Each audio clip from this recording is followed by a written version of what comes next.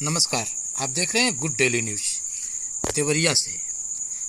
देवरिया के तहसील रुद्रपुर में माल बाबू के कार्यालय में सीधे पहुंचकर लोगों ने लगाया भ्रष्टाचार का आरोप। इस संदर्भ में तहसीलदार महोदय से बात करने पे उन्होंने कहा कि मैं किसी भी प्राइवेट कर्मचारी को नहीं किया हूं नियुक्त। सुने, पूरा वीडियो देखें और सुने सामाजिक कार्यकर्ता शब्बीर अहमद से। प्राइवेट कर्मचारी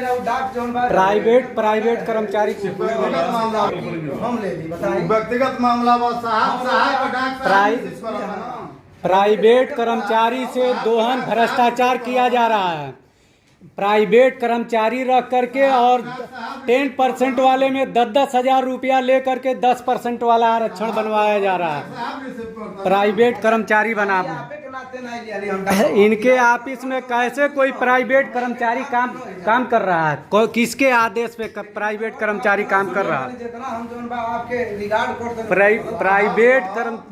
प्राइवेट कर्मचारी किस आधार पे, किस सक्षम अधिकारी के आदेश से प्राइवेट कर्मचारी किसके काम कर रहे हैं, किस अधिकार से इसमें काम कर रहे हैं?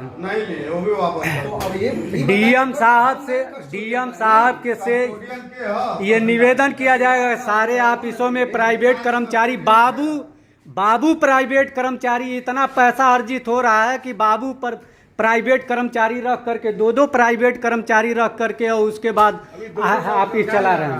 दो सीसीटीवी कैमरा थोड़ा लगा हुआ है। 10% वाले में 10-10 हजार रुपया लेकर के आरटीआई लगाएंगे, ठीक ना? और प्राइवेट कर्मचारी बताइए आप, ये लोग देखें प्राइवेट कर्मचारी किसके आधार पे लगे हैं, किसके आधार पे रखे गए? कौन तहसीलदार साहब रखे हैं या एसडीएम साहब रखे हैं? ये कर्मचारियों की तनख्वाह अगर दोहन नहीं हो रहा है यहाँ की जनता के साथ, तो प्राइवेट कर्मचारियों का वेतन कैसे मिल रहा है, कौन दे रहा है? फ्री ऑफ कास्ट लोग काम करेंगे, फ्री ऑफ कास्ट काम करेंगे तो चले, तो फ्री ऑफ कास्ट हमारे वहाँ भी 2 लोगों को रख करके और काम करवा दें। जरा देखें, सारा खेल चल रहा है इस ऑफिस से। सारा खेल चल रहा है। मनरेगा की मजदूरी एक व्यक्ति की 360 रुपये है और प्राइवेट कर्मचारी फ्री में काम कर रहा है।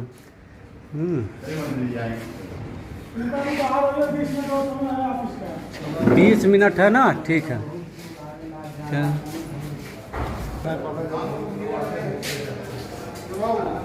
आप लोग आज माल बाबू के कार्यालय में गए थे और वहाँ कुछ आरोप लगा रहे थे, उस पर आपका क्या कहना है? ऐसा है, रुद्रपुर तहसील अंतर्गत तहसील प्रांगण में तहसीलदार के माल बाबू हैं श्री अवधेश शर्मा जी।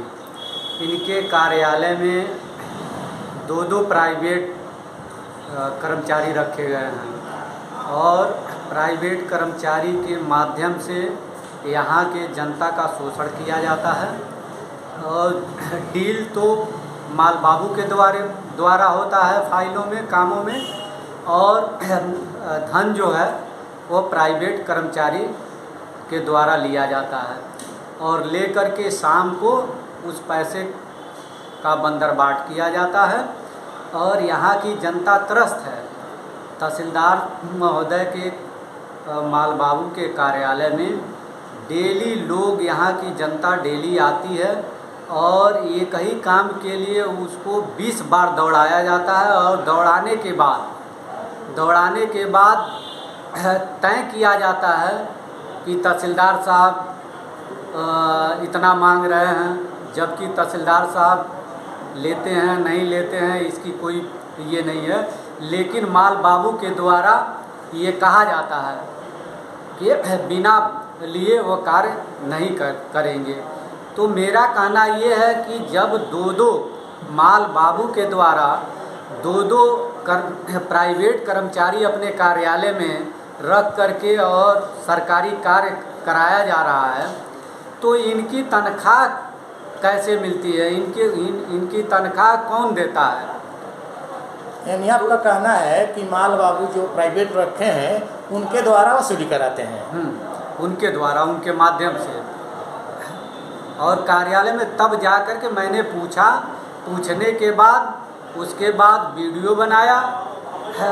माल बाबू के द्वारा ये कहा गया कि मैं इन लोगों को रखा हूँ और निःशुल्क ये लोग मेरे वहाँ काम करते हैं। तो इनके वहाँ तो भ्रष्टाचार का खेल चल रहा है। ये इस महंगाई के दौर में, बेरोजगारी के दौर में कोई निःशुल्क काम करेगा? ठीक, आपका क्या नाम है और किस पद पे है? शब्बीर अहमद हमारा नाम है। हम सामाजिक कार्यकर्ता हैं और हमेशा जो समाज के लिए चलने का काम करता हूँ। और माननीय पूरे प्रदेश में माननीय योगी जी का करप्शन के मामले में शून्य पे उनका निर्णय है। तो मैं चाहता हूँ कि माननीय योगी जी का ये मंशा पूर्ण हो और तहसील में सभी कार्यालयों में जो प्राइवेट बाबू रखे गए हैं और उनके माध्यम से जनता का दोहन किया जा रहा है, वह दोहन बंद हो। मैं तो योगी जी का आभारी हूँ और उनको बधाई भी दे रहा हूँ कि करप्शन बंद होना चाहिए, भ्रष्टाचार बंद होना चाहिए।